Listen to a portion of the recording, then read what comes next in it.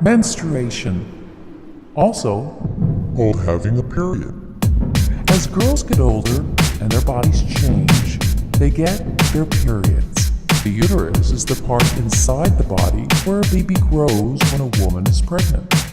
The inner lining of the uterus supports and nourishes the developing baby. If there is no baby, the lining is shed during her period. The lining is shed during her period. The lining is shed during her period. The lining is shed during her period.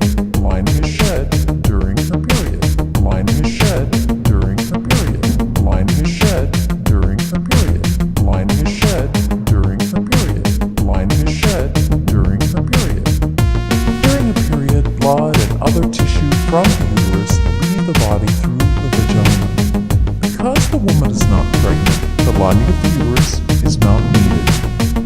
A woman will have her monthly period, and the cycle begins again.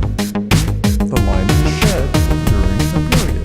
The lining is shed during her period. The lining is shed during her period. The lining is shed during her period. The lining is shed during her period. The lining is shed during a period. The lining is shed during a period. The lining is shed during a period. The lining is shed during a period.